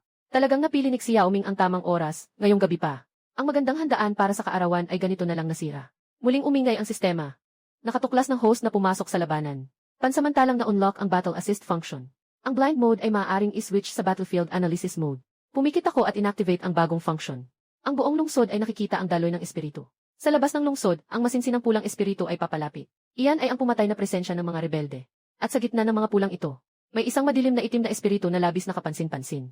Iyan ay ang presensya ni Xiao Ming na puno ng galit at kabaliwan. Binuksan ko ang aking mga mata at sinabi kay Xiao Mingyu. Mingyu, pumunta ka at protektahan ang His Majesty. Nagtanong si Xiao Mingyu nang may pag-aalala. Ikaw, Ginoo. Sumagot ako na nakangiti, pupunta ako sa mga matagal ng kaibigan. Habang sinasabi ito, sumandal ako sa aking tungkod at naglakad palabas ng palasyo. Si Feng Ming ay nagpilit na makalapit mula sa karamihan at nagmamadaling nagsabi, Ginoo, sasama ako sa iyo. Manatili ka dito sa loob ng palasyo at tumulong sa pagpapanatili ng kaayusan. Nagingit-ngit siya ngunit sumunod pa rin. Pumunta kami sa labas ng palasyo sa plaza. Sa malayo, naririnig ang mga sigaw ng laban mula sa pader ng lungsod. Si Sumuksuan ay nag-utos na mag-deploy ang mga sundalo. Pero marami ang rebeldeng grupo at may mga cultivator pang sumusuporta. Hindi maganda ang takbo ng laban. Pumikit ako at nagkunwaring bulag para obserbahan ang laban. Mabilis kong napansin kung saan ang problema. May ilang malakas na cultivator na nakatago sa loob ng rebeldeng grupo. Sila ay nagsasanib puwersa upang maglunsad ng isang uri ng nakaguguluhang estratehiya, na nagdudulot ng pagkabalisa at malaking pagbaba ng lakas ng mga sundalong nagbabantay sa lungsod. Sinabi ko kay Feng Ming, nakita mo ba ang mga nakasuot ng kulay abo ng mga balabal? Tumingin si Feng Ming sa direksyong tinuro ko. At nakita niya ang 3 mga kultista na nagtatago sa likod ng mga rebelde. Tumango siya at nagtanong kung dapat ko ba silang harapin. Umiling ako at sinabi, hindi ko na kailangang personal na pumunta. Habang nagsasalita, inilabas ko mula sa aking manggas ang tanso na kampanilya. Dahan-dahan kong inalog ang kampanilya na naglabas ng malinaw na tunog. Ang tunog ay kumalat sa buong larangan ng digmaan sa tulong ng espiritual na enerhiya. Sakto nitong naputol ang pagbigkas ng tatlong mga kultista. Nagulat silang tumingala at tumingin sa akin. Pumikit ako at tinutukan ang kanilang mga posisyon. Pagkatapos ay gumawa ako ng isang simpleng kilos. Itinaas ko ang kamay at pumikpik ng daliri. Sa ilalim ng mode na parang bulag, nakita ko ang tatlong sinag ng enerhiya na sumabog mula sa aking mga daliri. Natumpak na tinamaan ang tatlong munting alagad sa kanilang dantean. Sila'y umatungal ng malakas at bumagsak ng hindi na makabangon. Nabuwag ang formation, nagpasigla sa mga mandirigmang nagbabantay. Siksumoksoan ay sinamantala ang pagkakataon at nagsimula ng counterattack. Ngunit napakarami ng mga rebeldeng armadong grupo. Maraming bahagi ng pader ang napinsala. Lumabas si Xiao Ming sa tor ng lungsod. Siya ay nagingit-ngit na tumawa at sumigaw. Murong One ngayon ang araw ng iyong kamatayan. Hindi ko alam kung kailan dumating ang Emperatrice sa plaza. Nakatayo siya sa aking tabi na kalmado ang tono. Minamahal kong opisyal, may magandang plano ka ba para itaboy ang kaaway? Hindi pa ako nakasagot nang biglang nagpakita ang sistema ng paalala. Na-detect na maaaring gamitin ng host ang mode na pagpapanggap na bulag. Nagmumula ng espiritu sa buong lungsod upang bumuo ng depensibong harang. Inirerekomenda na gamitin ang espiritu sa mga puntos na itinakda para sa handaan. Numukha akong naaliw, maganda ang ideya na ito. Agad na ipikit ang mga mata at gamitin ang blind mode. Nagniningning ang mga espiritu sa buong lungsod sa aking paningin. Yung mga ilaw at espiritu na ginagamit sa dekorasyon ng handaan. Ngayon ay nagsisilbing pinakamagandang pundasyon ng depensa. Pinapadali ko ang lahat ng espiritu papunta sa pader ng lungsod. Nabuo sa labas ng lungsod ang isang malinaw na hadlang. Ang pag-atake ng mga rebelde ay tumama sa hadlang. Nagdulot lamang ito ng mga alon na hindi makalusot. Nang makita ito ni Xiao Ming, siya ay nagalit ng husto. Kinikilabutan niya ang dulo ng kanyang dila at piniga ang dugo. Ginamit ang lihim na pamamaraan upang pilitin ang pagtaas ng kanyang lakas. Ang itim na espiritual na enerhiya ay biglang lumaki ng ilang beses. At tila may senyales ng pagbasag sa hadlang. Nakatiklop ako, talagang nagsusumikap ang taong ito. Habang iniisip ko kung paano haharapin ito. Biglang tumakbo ang matandang aso sa tabi ng aking mga paa. Tumakbo ito sa gitna ng plaza at umatungal. Ang tunog na iyon ay hindi talaga barks ng aso, kundi isang uri ng makapangyarihang ungol ng hayop. Sa ilalim ng mga nagulat na tingin ng lahat, ang katawan ng matandang aso ay nagsimulang lumiwanag at lumaki. Biglang naging isang gintong dambuhalang halimaw na 3 metro ang taas. Ang dambuhalang halimaw ay may 2 sungay sa ulo at balot ng kaliskis. 4 nitong mga paa ay naglalakad sa naglalagablab na apoy. Ito ang tunay na anyo ng apoy na kilin. Tumingin ito sa akin at nagsalita ng tao. Batang lalaki, ako ang bahala sa panangga. Ikaw naman ang ayusin ang palabirong payaso na iyon. Nagulat ako sandali pagkatapos ay tumango at sinabi, sige. Itinataas ng Diyos ang kanyang ulo at nagbuga ng isang gintong sinag. Ang sinag ay pumasok sa hadlang at pinatibay ito.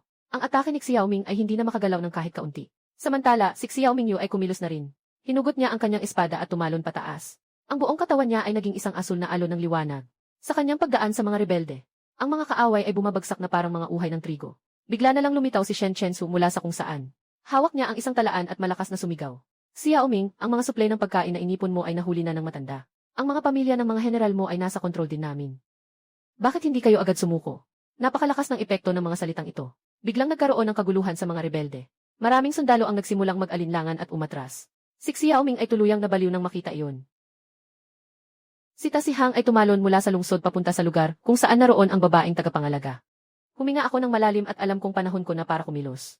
Pumikit ako at nagkunwaring bulag. Bawat galaw ni Xiao Ming ay bumagal sa aking paningin. May 13 puntos ng daloy ng espiritu sa kanyang katawan. Kapag nasira ang 3 sa mga ito, mawawala ang kanyang lakas. Hawak ang aking baston na pantulong sa paglakad, tila walang pakialam akong naglalakad pasulong. Nakaharang ito sa daraanan ni Xiao Ming. Ngumiti siya ng masama habang humahampas ng kutsilyo. Nakapaloob sa kutsilyo ang kanyang buong lakas. Lumiko ako upang iwasan ang tungkod at bahagyang tumama. Ang unang tama ay sa kanyang pulso, sa punto ng enerhiya. Nawalan siya ng hawak sa kutsilyo at ito ilumipad.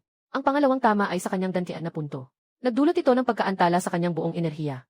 Ang ikatlong tuldok ay nasa gitna ng kanyang noo. Si Xiao Ming ay nanatiling nakatayo sa kanyang lugar. Ang kanyang mga mata ay puno ng hindi makapaniwala. Paano mo nagawa yon? Ibinalik ko ang aking tungkod at kalmadong sinabi. Ibinalik ko ang aking tungkod at kalmadong sinabi. Hindi ka magaling sa chess, hindi ka rin magaling sa labanan. Sa pagiging tao, talagang magulo ka. Binuksan niya ang kanyang bibig na parang may gustong sabihin, ngunit bigla siyang nawalan ng malay. Nang mahuli ang pinuno, agad na nagkawatak-watak ang mga rebelde.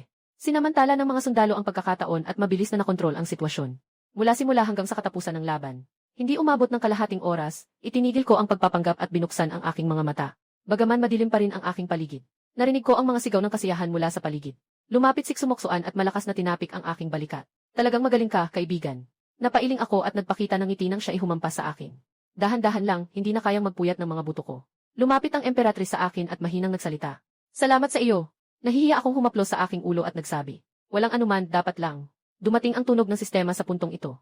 Nakita na ang krisis ng Emperatrice ay naalis na. Nakumpleto ang misyon ng 80%. Pakitapos ang pampublikong pahayag ng host sa lalong madaling panahon. Kumukurap ang aking bibig, talagang nakakapagod ang sistemang ito. Ngunit ngayon ay talagang magandang pagkakataon. Lahat ng mata ay nakatuon dito. Huminga ako ng malalim at humarap sa direksyon ng Emperatrice. Bagaman hindi ko siya makita, nararamdaman ko ang kanyang lokasyon. Hinggil sa hari, may sasabihin ako. Medyo kinakabahan ako habang nililinis ko ang lalamunan ko. Biglang naging tahimik ang paligid, lahat ay nakatingin dito. Madam Emperatrice, si Murong One-Er ay mahina ang boses na sumagot. Minamahal na hari, pakiusap, magsalita na po kayo. Ang sistema ay nag-iingay sa isipan ko, paulit-ulit na paalala. Sabihin mo na, sabihin mo na. Huminga ako ng malalim at nagsalita gamit ang hindi masyadong malakas ngunit malinaw na boses. Your Majesty, maaari ba akong maging isang emperador na sabay na tagapaglingkod? Lahat ay huminga ng malalim sa gulat. Agad kong idinagdag na gusto ko lang legal na magluto para sa iyo buong buhay. Pagkatapos kong sabihin ito, naisip ko na medyo tanga ako. Pero totoo naman ang nasa puso ko. Tumahimik ang Emperatrice ng ilang sandali, akala ko galit siya. At pagkatapos narinig ko ang kanyang boses na may ngiti. Sa boses niya, parang may tubig na para bang umiiyak. Nakatama. Dalawang simpleng salita ngunit kasing bigat ng 100 kilo. Naging tahimik ang buong lugar bago sumabog sa mga hiyaw. Siksumoksoan ang unang sumigaw. Binabati kita, mahal na hari, binabati kita, emperador. Si Shen Chenzhao ay humahaplo sa kanyang balbas at ngumiti. Magandang balita, doble ang saya. Si Xiao Mingyu ay tahimik na nagsabi sa aking tabi. Maligayang bati, Ginoo. Masaya si Feng Ming na pumalakpak. Pagkatapos magbalik sa orihinal na anyo, nakaupo sa tabi ang lumanyang aso. Nagsasalita sa isang tunog na ako lang ang nakaririnig. Sa wakas, nasabi mo na. Ako mismo ay nag-aalala para sa'yo. Biglang umaalingaw-ngaw ang tunog ng sistema. Maligayang bati, nagawa mong ipahayag ang iyong nararamdaman ng publiko. Natapos na ang lahat ng pangunahing misyon. Nagsasagawa ng pamamahagi ng gantimpala. Nakuha ang tagumpay sa pagiging tahimik. Gantimpala, permanenteng kakayahan na buksan ang mata at magpanggap na bulag. Maaaring lumipat sa pagitan ng nakabukas at nakapikit na estado. Epekto ng kakayahan, makikita ang tunay na mundo kapag nakabukas ang mata. Kasabay nito, pinapanatili ang kakayahan sa espiritual na paningin. Kapag nakapikit, ibinabalik ang lahat ng mga funksyon ng orihinal na magpanggap na bulag na mode. Nagtaka ako, mukhang maganda ang kakayahang ito. Sinubukan kong tahimik na bigkasin sa isip ko ang buksan ang mga mata. Ang mundong madilim sa loob ng 18 taon ay biglang napuno ng liwanag. Nakita ko ang napakataas na Ling Xiao Hall. Nakita ko ang mga tao sa paligid na may ngiti sa kanilang mga mukha. Nakita ko ang bahagyang namumula ng mga mata ni Emperador An. Sa araw na ito, siya ay nakasuot ng gintong damit na napakaganda at nakakabighani. May mga luha pa ring hindi natutuyo sa sulok ng mga mata. Nakita ko rin ang malamig na mukha ni Xiao Mingyu na may bahagyang ngiti. Masigla si Feng Ming na hinihila ang katabi niya habang nagsasalita. Nagpapalitan ng pagbati sina Shen Chenzhao at Sumoksuan. Nakaupo ang matandang aso sa lupa, ang buntot ay kumakaway parang pamaypay. Lahat ng tao ay may iba't ibang kulay ng aura ng espiritu sa kanilang katawan. Ang tunay na tanawin at ang paningin ng espiritu ay nagtatagpo. Nagbibigay ito sa akin ng pakiramdam ng di tunay na pagkahilo. Nakita ko ng Emperatrice na nagulat at tinakpan ang bibig. Ang iyong mga mata. Umingiti akong tumango at tumanggi.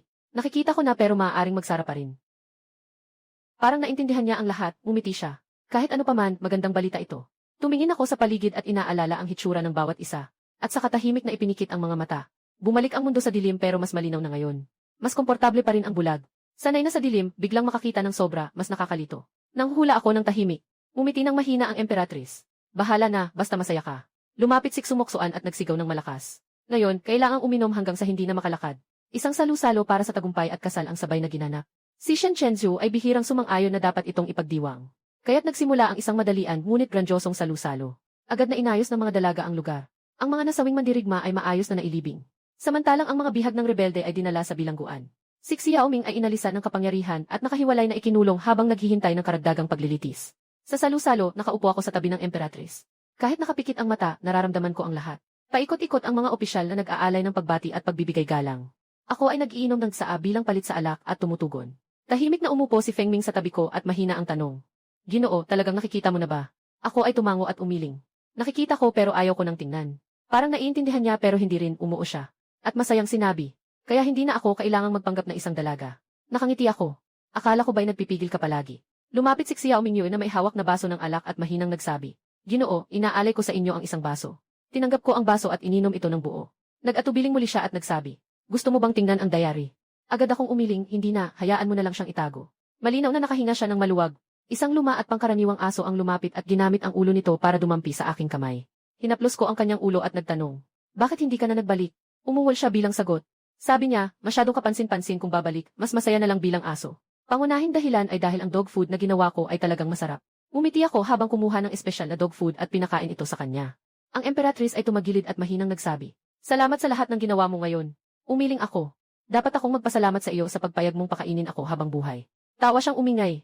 Simula ngayon, ikaw na ang bahala sa Imperial Kitchen. Nangangako akong walang problema. Nang magdilim na, unti-unti nang umalis ang mga tao. Kailangan ding bumalik ng Emperatrice sa palasyo para ayusin ang mga bagay pagkatapos ng digmaan. Bago siya umalis, mahinahon niyang sinabi. Ika nga, ang usapan sa hardin ay sa ibang araw na lang. Sumang-ayon ako. Nang makabalik ako sa bahay, madaling araw na. Inakaya ko ni Xiao Mingyu papasok sa bahay at pagkatapos ay umalis na siya. Nag-iisa akong umupo sa bato sa hardin at sinubukang muling buksan ang mga mata. Ang hardin sa ilalim ng liwanag ng buwan ay tahimik at maganda. Ang mga halamang espiritu ay naglalabas ng banayad na liwanag sa dilim ng gabi. Nakita ko ang mundong dati ay aking nararamdaman lamang. Totoo at buhay na buhay. Ngunit napakaliwanag nito. Pumikit ako at bumalik ang pamilyar na dilim. Ngunit mas mayaman at malinaw kaysa dati. Nagsalita ang sistema sa sandaling ito. Nasiyahan ba ang host sa panghuling gantimpala? Tinanong ko ito kung matagal na ba nitong alam na ganito ang mangyayari. Sandaling nanahimik ang sistema bago sumagot. Ang sistemang ito ay nilikha upang tulungan ang host na mahanap ang pinakaangkop na daan. Ngayon na natagpuan na ang daan, papasok ang sistema sa tahimik na estado. Maaaring gisingin ito anumang oras kung kinakailangan. Tumango ako at nagpasalamat. Kahit hindi ko alam kung naunawaan niya. Totoo ang pasasalamat na ito. Mula kinabukasan, tila bumalik sa normal ang buhay. Ngunit iba ito sa bawat aspeto. Araw-araw akong pumupunta sa kusina para mag-eksperimento ng mga bagong putahe. Kapag sinusuri ng Emperatrice ang mga memoryal, kasama ko siyang nakaupo sa tabi. Minsan nagpapanggap akong bulag para tingnan ang kanyang espiritual na kuneho. Ngayon, ang kuneho ay malusog at masigla na. Ang madilim na hibla ng seda ay matagal nang nawala. Ipagpatuloy ni Xiao Mingyu ang pagiging aking tagapagtanggol at katulong. Ngunit ngayon, alam na ng buong lungsod na siya ang taong nasa tabi ng emperor, walang sinuman ang pwedeng magpabaya. Si Feng Ming ay opisyal nang inilipat sa Ministry of Rights. Responsable sa paghahanda ng ating kasalan. Gumagawa siya ng mahusay at masaya sa trabaho. Palagi sina Shen Chenshou at Sumoksoan na pumupunta para mag-visit. May isang tumatawag sa akin para mag-chess, isa naman para uminom. Kahit palagi akong nakapikit, hindi sila nagmamalasakit. Ang luma kong aso ay luma pa rin. Araw-araw kumakain o natutulog lang. Paminsan-minsan, pinagtatawanan ni Sumoksoan kaya napapakita ang mga ngipin sa galit. Pero hindi siya bumabalik sa tunay niyang anyo. Sabi niya, mas masaya siyang maging aso. Pagkalipas ng ilang buwan, opisyal na naglabas ng utos ang Emperatrice. Ipinahayag akong maging emperador ng kapayapaan. At mamahala kasama siya sa kaharian. Nasa kusina ako at nagluluto ng sabaw nang basahin ang utos. Nang matagpuan ako ng eunuko, tinutuklas ko ang alat ng sabaw. Matapos kong tanggapin ang utos, nagpatuloy ako sa pagluluto ng sabaw. Nakatitig ang eunuko sa akin na parang nainip. Itinakda ang malaking kasal sa loob ng 3 buwan. Abala si Feng Ming na halos hindi na makatapak ng paa. Si Xiao Mingyu ay napilitang tumulong din. Ako naman ang naging pinakawalang ginagawa. Araw-araw, bukod sa pagluluto, naglalakad lang ako ng aso. Paminsan-minsan ay pumupunta sa pulong para magpakita. Nagpapanggap na bulag para makita kung sino sa mga opisyal ang may masamang intensyon. Tapos basta na lang sasabihin ang totoo para mapawisan sila ng malamig. Ganito lang tahimik na dumaloy ang panahon. Hanggang isang araw, tinanong ako ng Emperatrice sa kanyang silid-aklatan. Hindi mo ba gustong malaman kung ano ang gusto kong sabihin noong gabing iyon? Habang hinihiwa ko ang dalandan, sumagot ako ng walang iniisip. Sasabihin mo rin kapag gusto mo na. Sandaling tumahimik siya bago mahinang nagsalita. Sa totoo lang, matagal ko nang alam na hindi ka bulag. Ang hindi ko lang alam ay kung ano ang nakikita mo. Alam ko rin ang tungkol sa sistema. Dahil mayroon din akong katulad nito. Pero tinatawag itong sistema para sa paglinang ng Emperatrice. Ang misyon ay kung paano maging isang mabuting emperador. Bigla akong huminto sa pagbabalat ng dalandan. Kaya pareho pala tayo ng propesyon. Yumuko siya at iniling. Mas may puso ang sistema mo kaysa sa akin. Ang sistema ko ay puro lang utos para pamahalaan ang bansa. Kung hindi maganda ang pagkakagawa, may parusa pa. Umiti ako habang iniaabot ang kahel. Mula ngayon, tutulungan kita sa mga gawain. Kinuha niya ang kahel at mumiti, sumagot ng. Ilang araw ang lumipas, si Xiao Mingyu ay dumating upang hanapin ako. Inabot niya sa akin ang isang nakabuklod na aklat. Ginoo, ito ang kopya ng tala-arawan. Sa tingin ko, baka gusto niyong tingnan ito. Kinuha ko ang buklet at binuklat ang unang pahina. Nakasulat dito ang aking unang karanasan sa pagtuturo sa kanya ng pagsasanay sa espada. Sa susunod na pahina ay mga alaala ng mga sandali. Kung paano ako magluto, maglakad ng aso, makipag-usap sa tao. Sa kanyang paningin, para akong isang hangal na walang magagawa. Laging nakapikit ngunit malinaw na nakikita ko ng tama. Inilapag ko ang buklet at ibinigay sa kanya. Sulat nito ay napaka-vivid, pero huwag na lang ulit magsulat sa susunod. Namula siya at tumango. Sa wakas, may balita ang kapatid ni Feng Ming. Nahanap namin ang batang iyon mula noon. Buhay pa siya at inampo ng isang magsasaka. Ngayon, isa na siyang malakas na binatilyo. Umiiyak si Feng Ming nang makita ang kapatid. Bagaman hindi siya pamilyar, handa siyang kilalanin ang ate. Tinulungan ko silang makapagsimula ng buhay sa kabisera. Masigasig si Feng Ming sa paggawa. Biglang nagsalita si Shen Chenju habang nag-chess isang araw. Na naalis na ang panganib sa hangganan, salamat sa paalala ng mabuting kapatid. Naisip ko tuloy ang dugo na papel na nakita ko sa kalsada noong araw. Kaya pala may paghahanda na siya noon, kaya niya mapigilan ang sakuna. Sabi ni Sumoksoan na si Xiao Ming ay nagwala sa bilangguan. Araw-araw niyang sinasabi na hindi posible, hindi posible. Ako'y nakikinig lang at tumango. Kung alam ko lang ang mangyayari ngayon, sana hindi na lang ako nag-umpisa. Sa araw ng kasal, buong lungsod ay nagdiwang. Nakasuot ako ng damit ng emperador, at ang emperatrice ay nakafengguan at siyapay. Magkasama kaming tinanggap ang pagsamba ng mga tao. Tahimik siyang nagtanong sa akin. Nervyoso ka ba? Medyo. Mas nervyoso ako kaysa sa iyo. Pagkatapos ng seremonya, bumalik kami sa silid. Inalis niya ang korona ng phoenix at mahina niyang sinabi. Parang panaginip ang lahat ng ito. Pumikit ako ngunit naramdaman ko ang kanyang ekspresyon. Kaya't seryosong sinagot ko na hindi ito panaginip kundi realidad. At ito ay magpapatuloy magpakailanman. Yumakap siya sa aking balikat at umungo ng bahagya. Sa labas, ang buwan ay mataas at maliwanag, ang mga bituin ay kumikislap. Ang mga araw ay tuloy-tuloy lang ganito. Aking ginigising ang sarili tuwing umaga para magluto ng almusal. Habang pumupunta ang emperatris sa palasyo, naglalakad ako sa hardin ng imperial. Minsan ay tinuturuan ko si Xiao Mingyu mag-practice ng espada.